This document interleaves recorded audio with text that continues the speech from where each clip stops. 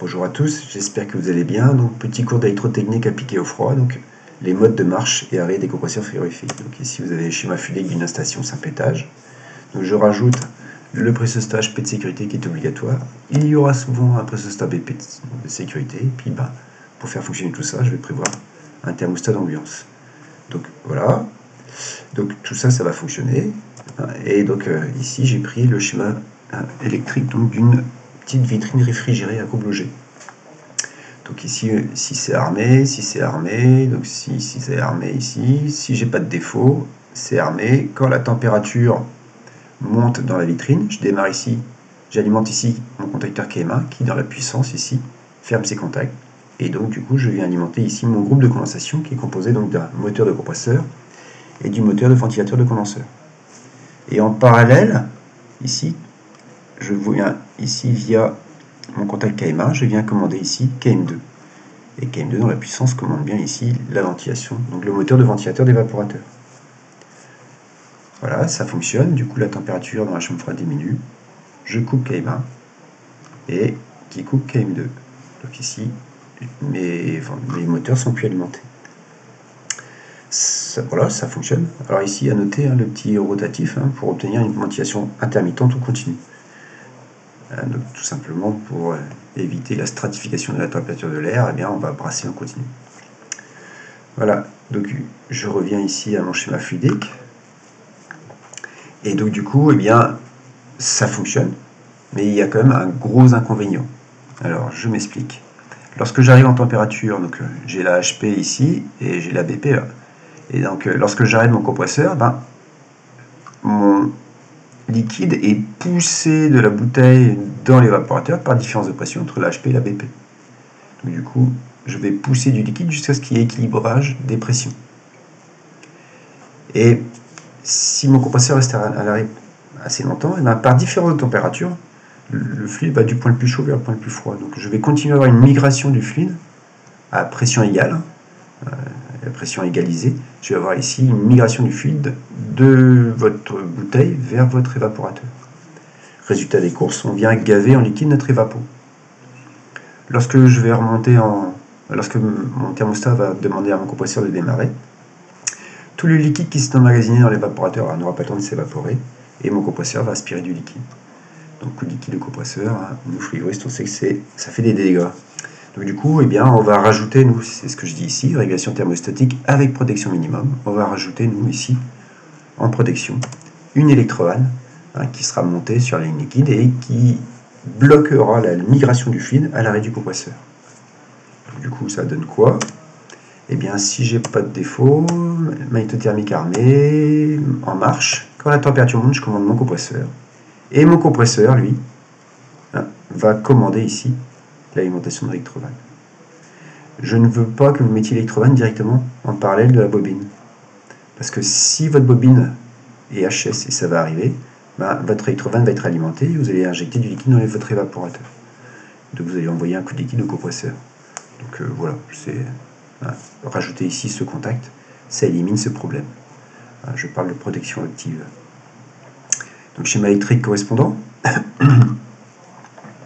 Donc là ici on retrouve un bout de schéma. Donc ici c'est un laboratoire. Ici avec un programmateur et puis donc la possibilité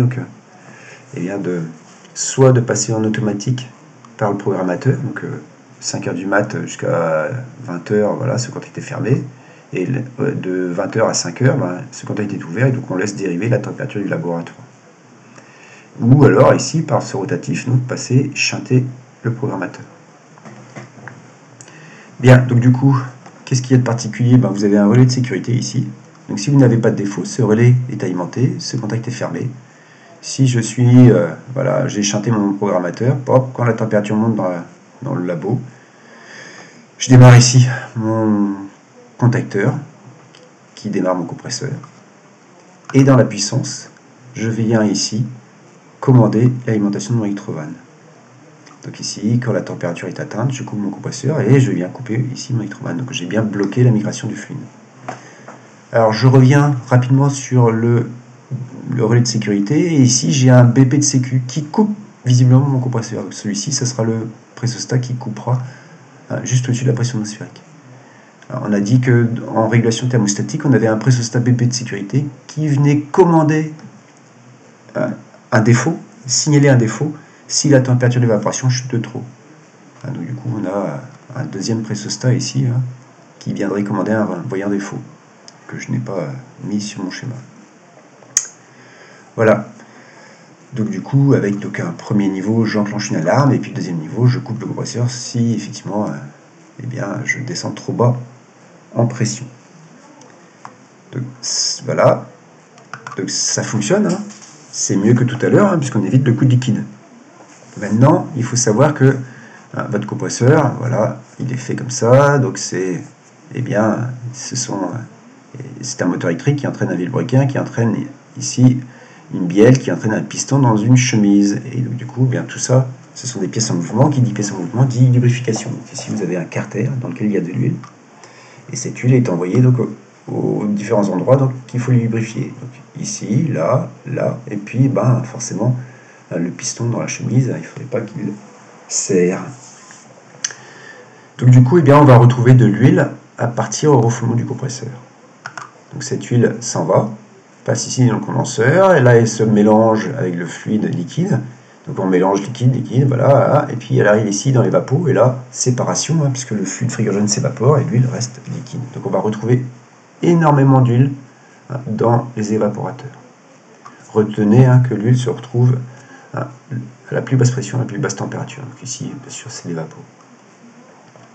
Donc du coup, on va retrouver de l'huile en grande quantité dans l'évaporateur. Elle va nuire au fonctionnement de l'évaporateur. Non seulement elle nuit au fonctionnement de l'évaporateur, mais si elle est dans l'évaporateur, elle n'est plus dans le compresseur. Donc on est en niveau bas sur le compresseur, donc on risque la casse. Donc cette huile, il faut qu'on la réintègre au compresseur. Donc une des solutions, eh bien, c'est de faire un tirage au vide. Donc on parle de pump down. Et donc du coup, pourquoi? Et bien du coup, on va tirer au vide l'évaporateur. Donc du coup, on va faire chuter sa pression.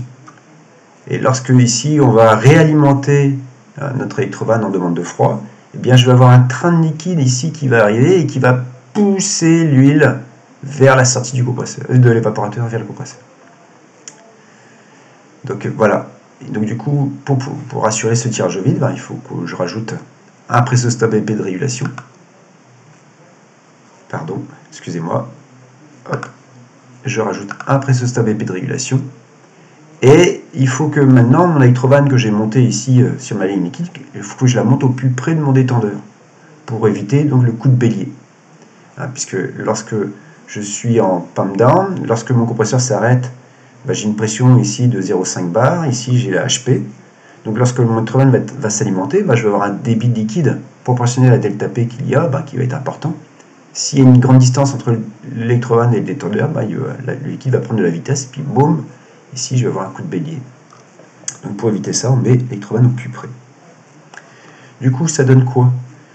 Du coup, votre thermostat maintenant va commander votre électrovanne et votre pressostat BP de régulation va commander votre compresseur. S'il n'y a pas de défaut, si mon magnétothermique est armé, si je suis en marche, quand la température monte, je commande mon électrovanne. Quand ma pression monte, je démarre mon compresseur. Quand la température est atteinte, je coupe mon électrovanne. La pression diminue, j'arrive au point de coupure de mon BP de régule, je coupe mon compresseur.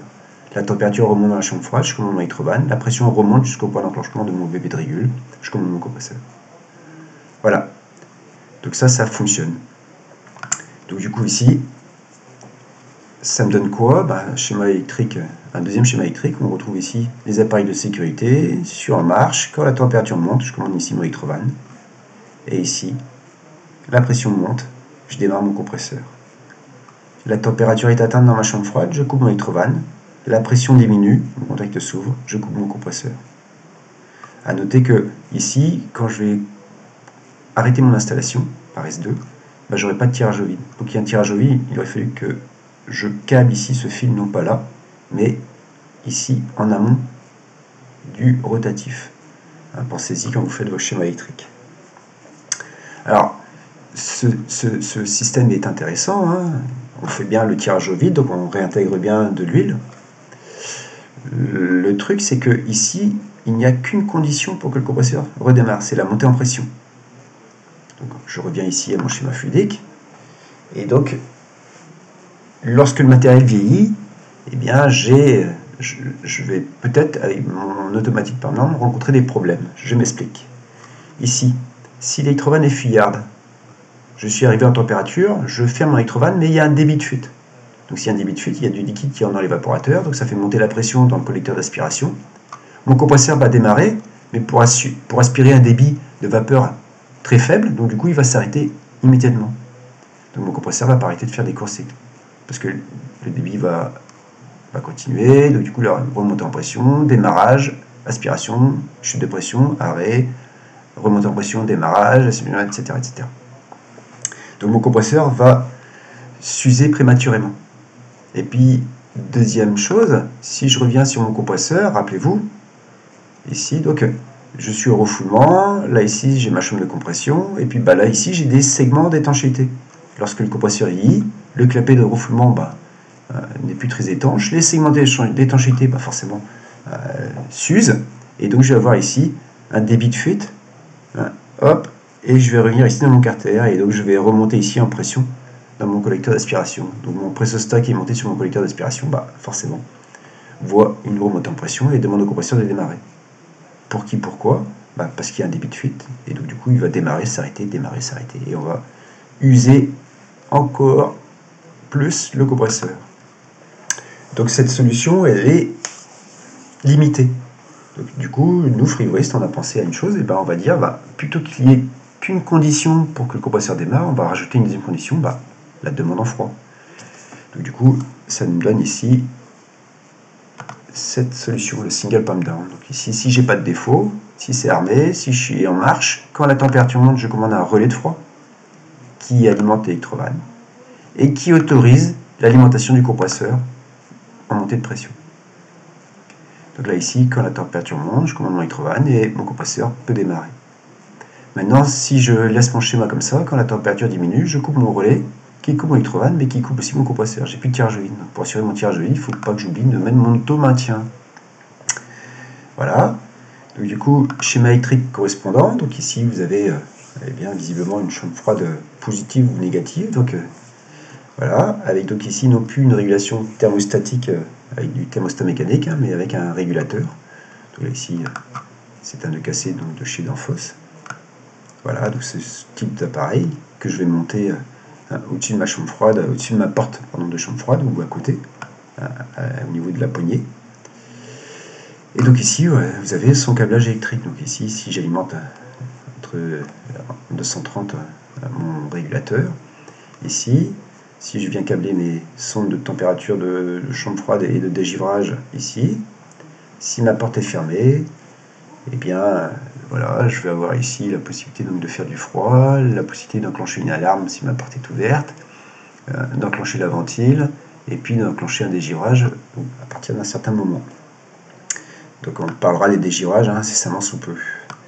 Voilà, je reviens ici à mon schéma, et donc du coup, on est bien d'accord. Ici, si j'ai pas de défaut, mon contact donc demande de froid commande un relais de froid qui alimente ici mon électrovanne et qui autorise mon compresseur à démarrer. Ce contact se ferme, la pression monte, mon compresseur démarre. Quand la température est atteinte, je coupe mon relais de froid, je coupe mon électrovanne. Ici, j'ai un automaintien, le compresseur est en train de tirer au vide jusqu'au point de coupure donc, du pressostat BP de régule, le contact s'ouvre, on arrête, mon compresseur s'arrête. Voilà. Donc pour le single pump down. Donc dernier point, c'est ce qu'on va retrouver donc les systèmes anticoursiques donc sur les gros compresseurs, sur les clims, et puis dans les systèmes centralisés, là où il y a plusieurs compresseurs en parallèle.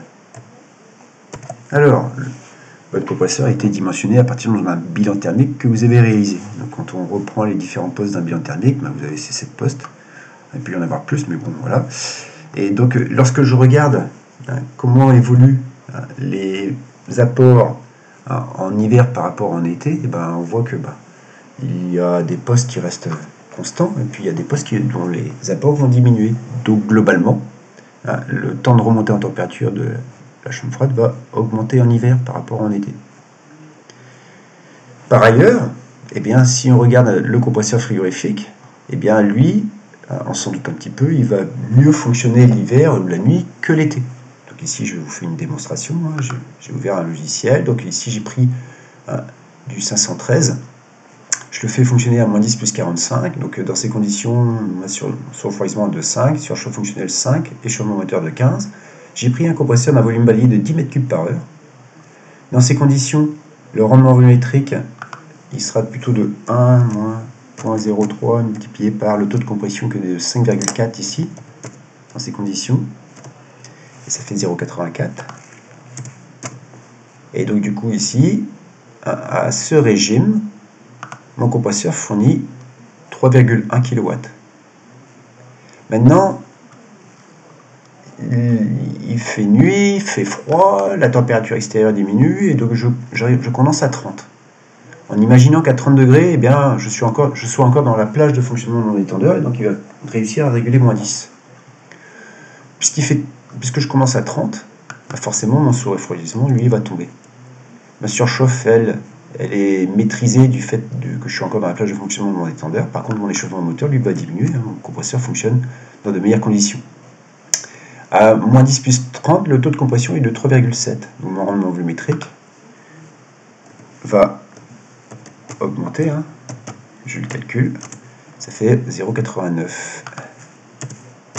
Et donc dans ces conditions, mon compresseur, qui fournissait tout à l'heure 3,1 kW, va fournir 3,8. Donc on voit bien que le compresseur produit plus de froid la nuit que le jour. Enfin, quand il fait frais, on s'en serait un peu douté. Donc du coup, les constats, en hiver, les apports thermiques diminuent et la puissance frigorifique produite par le compresseur augmente. Donc les temps de remontée en température vont augmenter, par contre les temps de descente en température vont diminuer en hiver ou la nuit versus pleine journée d'été. Donc ça me donne quoi? Ici j'ai pris 1 heure, et donc j'ai ici la remontée en température dans la chambre froide, la descente en température, etc. Et donc on voit qu'il y a 6 démarrages horaires sur cette heure. Lorsque je viens calquer les résultats de la remontée en température et la descente en température donc en hiver ou la nuit, eh bien qu'est-ce que je constate? J'ai bien ici une remontée en température de l'air plus lente, mais j'ai une descente en température plus rapide. Et lorsque je viens ici calquer tout ça sur la même heure, eh bien je constate qu'il y a 7 démarrages horaires au lieu de 6. Donc ce qui tue un compresseur, ce n'est pas son temps de fonctionnement, c'est son nombre de démarrages.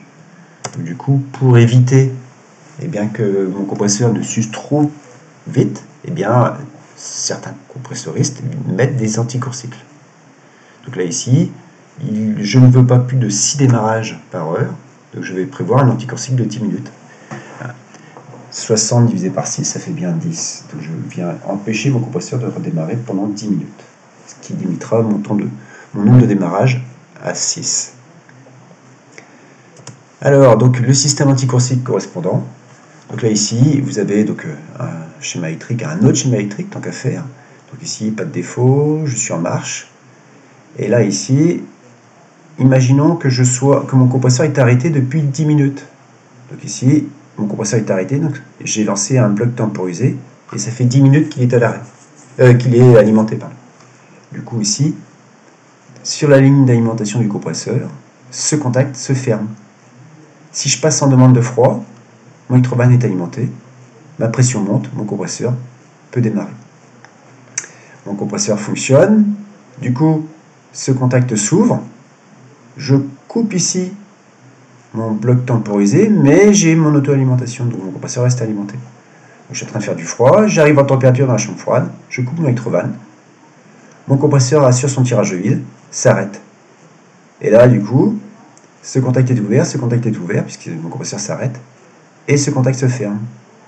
Donc je viens ici empêcher mon compresseur de démarrer pendant 10 minutes, grâce ici à cette fonction. Voilà, donc voilà pour la présentation donc, concernant les modes de marche et arrêt des compresseurs. Donc je vous souhaite une bonne journée.